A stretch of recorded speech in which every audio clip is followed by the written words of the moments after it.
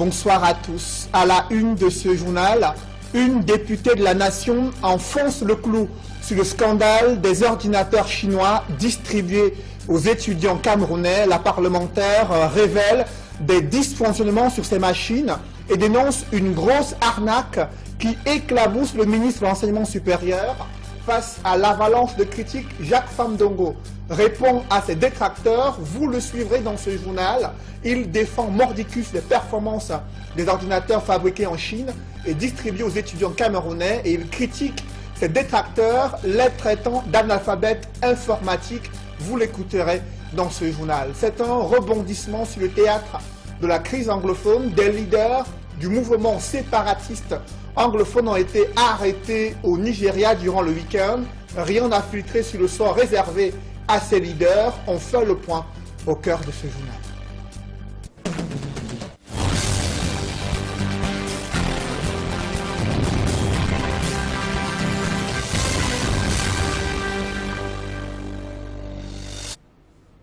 Merci de suivre cette édition complète de l'information sur Equinox Télévision. Une rentrée académique très attendue, celle de l'École nationale d'administration et de magistrature, après le scandale sur ce candidat décédé et admis au concours d'entrée à l'ENAM. Ce sont les étudiants pionniers de la nouvelle section Common Law qui ont assisté à la leçon inaugurale du directeur général de l'ENAM, aux côtés des autres, de leurs camarades des autres sections classiques, Linus Toussaint Mendiana, qui a baptisé cette promotion 2017-2019 sous les signes de la paix et de l'unité. Dans les coulisses de cette rentrée solennelle, la présence effective ou non de Brenda et Junior Bia était sur toutes les lèvres des étudiants qui sont de la promotion 2017-2019 à l'ENAM. Reportage Marcelin Gransop. Dans l'amphithéâtre Jean Meignier de l'ENAM, 656 élèves, parmi lesquels les 80 qui inaugurent la toute nouvelle section, baptisée Common Law. C'est la matérialisation de la décision présidentielle, prise au plus fort de la crise anglophone. Notre appréhension est en même temps mêlée de crainte et de joie et d'ambition. Parce qu'en même temps, on voit le poids qui est le nôtre, de pouvoir porter sur nos épaules la paix et l'unité, promouvoir la paix et l'unité dans notre pays, mais également l'ambition parce que justement nous sommes censés être des pionniers d'une certaine ère, d'une nouvelle ère, et je crois que si Dieu nous prête vie et force, ça va aller. Peace and Unity, tel est le nom de baptême de la promotion 2017-2019 de l'ENAM, dont les élèves doivent être des modèles à tout point de vue. Vous allez le faire entendre, vibrer, vivre, le faire flotter comme une bannière. Ici même au campus, au quotidien, pendant votre formation militaire, dans la rue, dans vos villages, dans vos pays, puis vous en ferez un idéal, une réalité quotidienne pendant toute votre carrière que nous souhaitons riche, fructueuse et bénéfique pour vos nations respectives. Aussi, le directeur général de l'ENAM a-t-il invité ses nouveaux élèves à faire preuve de probité et de discipline, et surtout à se débarrasser de tout comportement qui pourrait ramener à contre-courant de l'unité nationale et du vivre ensemble. Ici, nous ne tolérons et n'admettons aucune dérive séparatiste, ségrégationniste ou de vérité de tribalisme ou de sectarisme, pire encore de sécessionnisme. Aimer et servir le Cameroun, c'est une attitude qui doit transcender les intérêts particuliers. Seul le culte de l'intérêt général peut valablement commander les éventuelles fissures qui peuvent menacer l'édifice du vivre ensemble. Cette rentrée académique intervient au lendemain de la vive polémique, née des derniers résultats du concours d'entrée dans cette prestigieuse école. La direction générale pense qu'il est temps de fermer cette page et d'ouvrir celle d'une rentrée académique qui se veut sereine pour les 656 élèves venus du Cameroun et de plusieurs pays de la sous-région. Et le directeur de l'ENAM tente de rassurer l'opinion nationale sur la crédibilité de cette grande école et la qualité de la formation qui est dispensée Pourtant, à peine démarrée, cette année académique est émaillée de nombreux scandales liés à la manipulation des listes des candidats admis à l'École nationale d'administration et de magistrature. À ce sujet, je vous propose d'écouter les assurances de Linus Toussaint Mendiana, directeur de cette grande école. La philosophie de la formation à l'ENAM tend donc finalement à faire de l'élève à sa sortie un grand ami de l'État, capable de dominer ses pulsions et ses émotions pour déceler par lui-même ce qui attache l'action publique à l'émergence de la Russie. Les NAM forment ainsi des femmes et des hommes avisés, et aussi qui sont de futurs technocrates, préparés à l'exercice de différents métiers de l'État, et du coup, par conséquent, l'orientation qui en découle vise la mise à disposition de l'État des cadres patriotes, dévoués à la République et aptes à être les partisans de l'émergence de notre pays, partout où ils seront affectés. Parce que disposant d'une forte culture sociale, politique et économique. Nous comprenons alors que tout cela me charrie d'illusions, de critiques, d'intrigues, de délations, de rancunes, de sarcasme. Mais pourtant, le nom suscite à contrario aussi respect, envie, fantasme, espoir.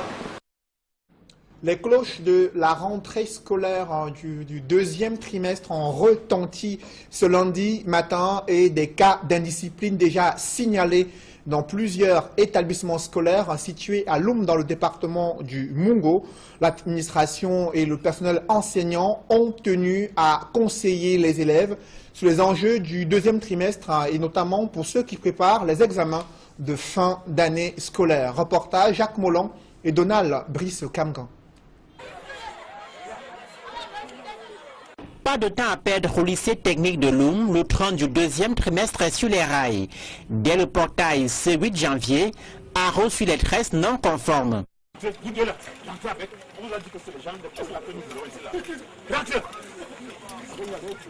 Le premier rassemblement de ce deuxième trimestre, connu comme une période clé de l'année scolaire, a été l'occasion pour le proviseur de glisser quelques astuces aux apprenants. Se mettre au travail dès à présent. La tendance, n'est-ce pas, c'est qu'ils choisissent certains enseignements. Donc, il est question de les recadrer et qu'ils sachent que toutes les disciplines se valent et qu'ils ne devraient en négliger aucune. C'est le moment de nous mettre au travail et nous voyons que le deuxième trimestre est entrecoupé des petites fêtes. Donc, un élève qui est conscient doit connaître comment il doit manier pour mieux s'en sortir. Engagement et détermination également au collège des arts et métiers. Dès 7h30, c'était l'arrivée des élèves qui sont susceptibles d'être distraits par la panoplie d'activités post et périscolaires programmées en ce deuxième trimestre. Nous interpellons également les parents à sensibiliser les enfants, non seulement à se réveiller tôt, à apprendre régulièrement leurs leçons, les occuper moins durant ce deuxième trimestre. C'est un trimestre déterminant pour les enfants. D'après le calendrier publié par le ministère des Enseignements secondaires, les premiers examens officiels se dérouleront à partir de fin mai prochain. Quelle est la réalité de cette rentrée du deuxième trimestre dans les établissements scolaires situés dans le chaudron de la crise anglophone? En effet, très peu d'élèves ont répondu présents à cette rentrée du deuxième trimestre. Dans certains établissements scolaires situés à Kumbo, dans la région du Nord-Ouest, les enseignants ont eu du mal à dispenser les cours dans des salles de classe presque vides. Vous le voyez en image, d'autres élèves sont venus en civil pour suivre les cours. L'effectif des élèves ne cesse de baisser dans certaines écoles publiques situées à Kumbo. Le climat social et sécuritaire en serait la cause. Cette situation pourrait impacter sur l'avenir scolaire de ces enfants selon les inquiétudes des enseignants. Par contre, c'est une autre réalité vécue à Bamenda, capitale régionale du Nord-Ouest, où l'on a noté la présence plus importante des élèves dans les établissements scolaires. Vous le voyez en image avec les fouilles menées par les forces de sécurité pour se rassurer de la sécurisation de cette capitale régionale du Nord-Ouest et une présence un peu plus importante des élèves dans certains établissements scolaires situés à Bamenda, capitale régionale du Nord-Ouest, en proie à des villes mortes depuis plusieurs mois. Cette crise anglophone et son impact sur l'école font partie des problématiques majeures évoquées lors d'un séminaire annuel de la conférence épiscopale nationale du Cameroun. L'archevêque de Bamenda a réitéré son appel à l'ouverture d'un dialogue pour résoudre la crise anglophone. Il a également fait le point sur la situation dans les établissements scolaires confessionnels dans la région du Nord-Ouest. Des précisions avec Emmanuel Diop et Guy Zogo. Les assises du séminaire annuel de la conférence épiscopale nationale se sont ouvertes à Yaoundé avec un accent sur la formation presbytérale. Dans cette optique, l'archevêque du diocèse de Bamenda rappelle ce qui signifie être prêtre aujourd'hui. Être prêtre aujourd'hui, c'est un défi dans une situation qui change. Donc il faut se bien préparer pour aider ces fidèles-là, parce qu'ils veulent, dans la foi, avec la foi, répondre à leurs questions. Dans le contexte actuel, et singulièrement dans le Nord-Ouest, où la situation est troublée, l'archevêque de Bamenda précise quelle est la mission du prêtre. Parlant de notre situation dans laquelle nous vivons, c'est parler de la paix, parler de la justice, parler de la vérité. Bon, ce sont, disons, des valeurs fondamentales pour que nous pouvons vivre vraiment cohérentement dans la société dans laquelle nous nous trouvons.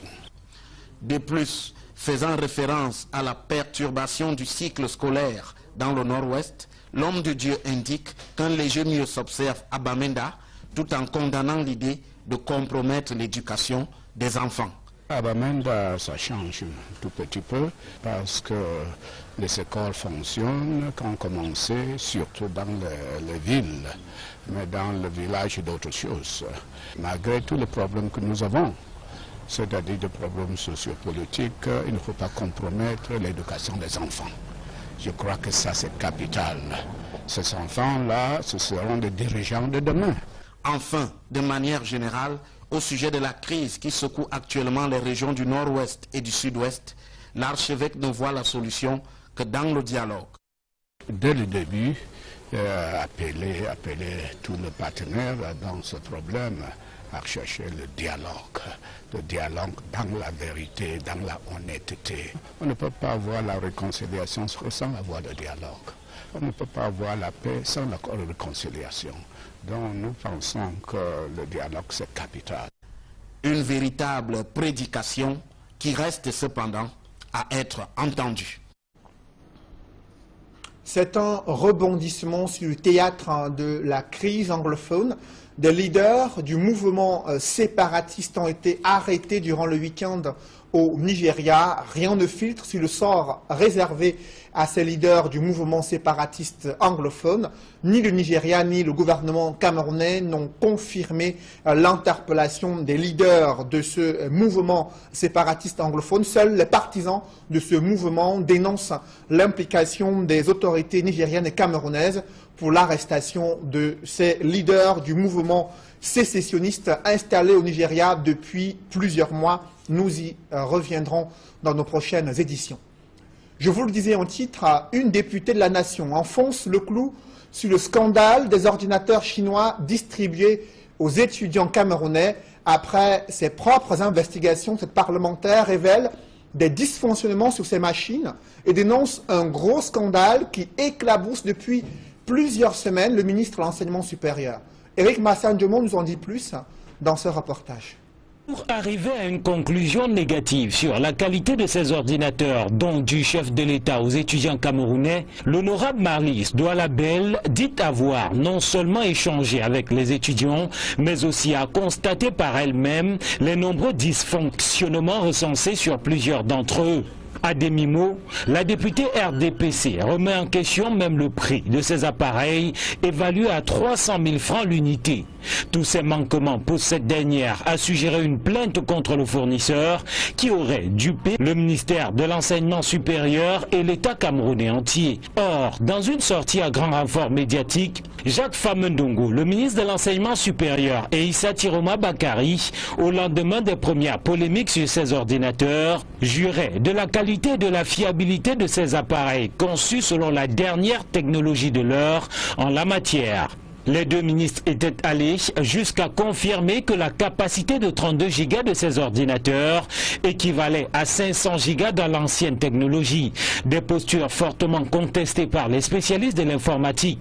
Certains analystes avaient relativement à cela fait un lien entre l'indifférence présidentielle devant la volonté de Pham Ndongo à lui glisser quelques mots pendant la cérémonie de présentation des vœux et le rendement négatif autour de ces fameux ordinateurs. La sortie de l'honorable Marlys Douala Bell et ses excuses présentées aux étudiants qui ont reçu ce qu'elle qualifie de jouet prouvent à suffire l'ampleur des limites de certains d'entre ces appareils. Dans une posture courageuse, elle promet de poursuivre son enquête cette fois auprès de l'administration et des fournisseurs pour mieux comprendre ce qui s'apparente désormais à une véritable arnaque.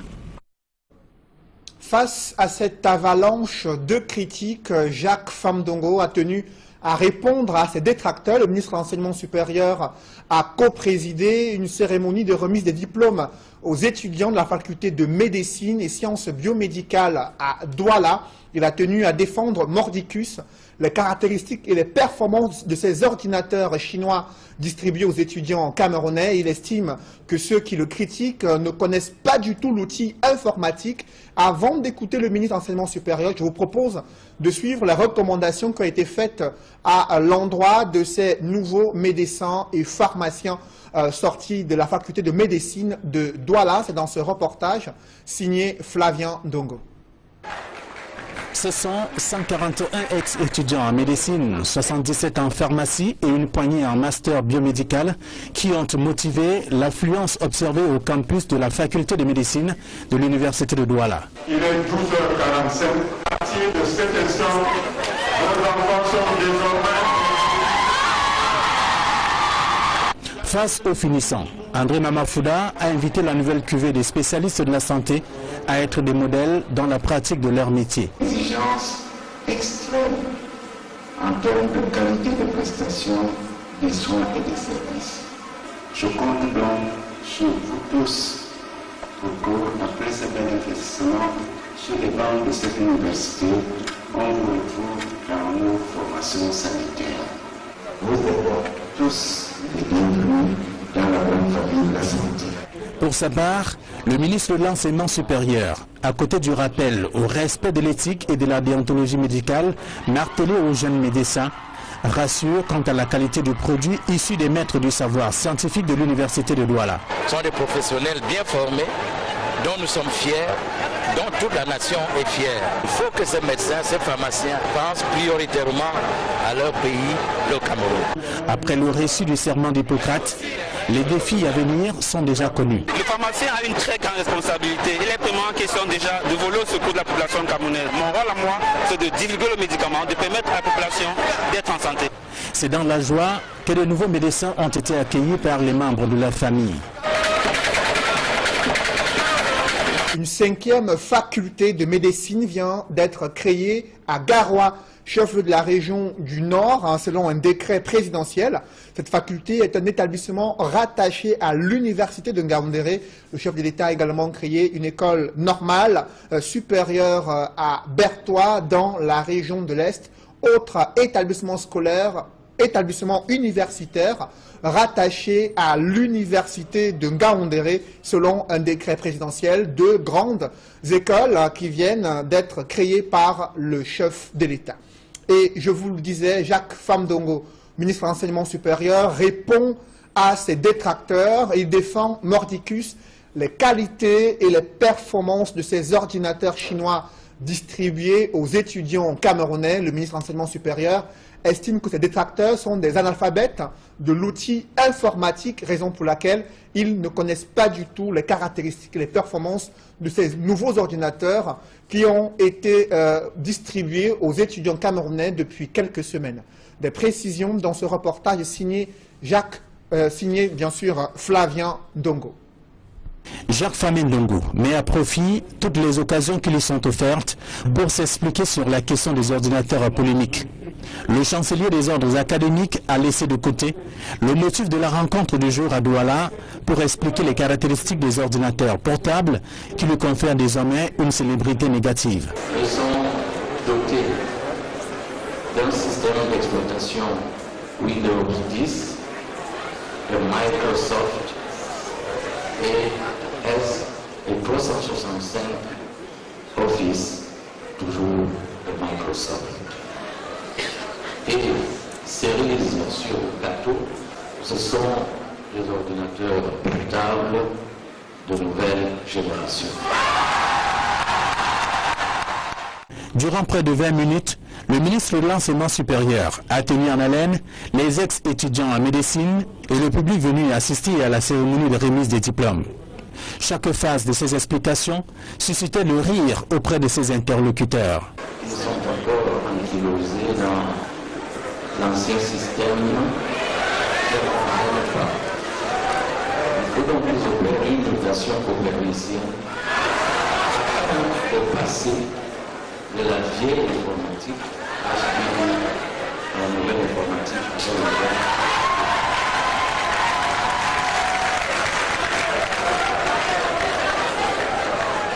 Dans cette même ambiance, le ministre de l'Enseignement supérieur a profité pour annoncer l'arrivée imminente d'un peu plus de 100 000 autres ordinateurs avec les mêmes caractéristiques. Bien plus, Jacques Famindongo a invité ses détracteurs à s'arrimer à la nouvelle donne informatique afin de mieux comprendre les caractéristiques des ordinateurs portables. Nos amis, nos compatriotes, soit de l'intérieur, soit de la diaspora, se mettent à l'école pour savoir que ils le savent, il faut seulement faire ce que les sémiologues appellent une immunologie structurale.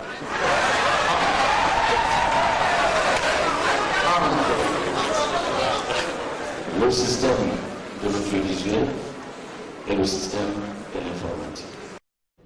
Précisons qu'une 5e faculté de médecine vient d'être créée à Garoua, chef-lieu de la région du Nord. C'est une décision du président de la République. Cette faculté est un établissement rattaché à l'université de Ngaoundéré. Et une école normale supérieure a également été créée à Bertois, dans la région de l'Est, décision du président de la République du Cameroun.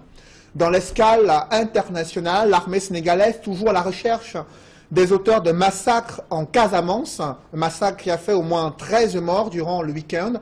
Une délégation ministérielle est allée évaluer la situation sécuritaire dans cette localité en proie à des tensions sociopolitiques et sécuritaires depuis plusieurs années. On fait le point avec Gladys Sidier. Une chasse à l'homme est lancée au Sénégal après le massacre de 13 jeunes hommes par une bande armée dans une forêt en Casamance. Cette région du sud du Sénégal est en proie à une rébellion depuis 35 ans. Le massacre du week-end dernier est l'un des pires de l'histoire récente. Un rescapé rapporte avoir été arrêté par 2 hommes armés dans la forêt qui l'ont contraint à leur remettre son téléphone portable et à rejoindre d'autres personnes qui avaient été arrêtées avant lui. Les bourreaux ont par la suite tiré sur eux avant de s'enfuir. Le gouvernement sénégalais, qui a qualifié cela d'acte d'une rare barbarie, reconnaît que ce massacre met à l'épreuve le processus de paix en Casamance, relancé en octobre lors d'une réunion à Rome entre le gouvernement et une faction du mouvement des forces démocratiques de Casamance. Le massacre de samedi ne devrait toutefois pas faire dérailler ce processus de paix, estiment les autorités locales et les observateurs. Depuis samedi, l'armée sénégalaise a déployé une compagnie de quelques 150 parachutistes pour évacuer les victimes et traquer les auteurs de l'attaque. Une attaque qui survient moins d'une semaine seulement après la libération de 2 membres du MFCD, le mouvement des forces démocratiques de Casamance, qui était jusque-là détenu par les forces de sécurité sénégalaises. Les autorités sont allées au chevet des victimes et le gouvernement sénégalais a promis de ne ménager aucun effort pour arrêter les responsables de ce massacre. Mesdames, Messieurs, c'est la fin de ce journal. Merci de l'avoir suivi. Je vous souhaite une bonne soirée sur Equinox Télévision juste après cette édition du 20h, l'émission 100% foot présentée par Étienne Pascal Azégué. Bonne soirée sur cette même antenne.